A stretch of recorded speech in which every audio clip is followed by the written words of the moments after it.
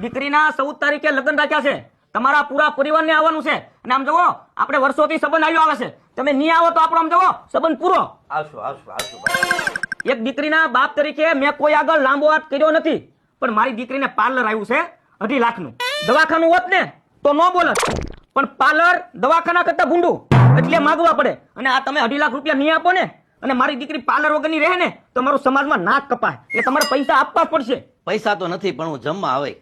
હા બોલો. આ એના ધણીને મૂકી દીધો. બોલો. ભૂપતભાઈ, સમાલ લેવલે તમારું કેવડું મોટું નામ છે. અમે તમને ન કહી તો બીજા કોને કહી વાલા? ભૂપતભાઈ, તમારે અમને પૈસા તો આપવા જ પડશે હો.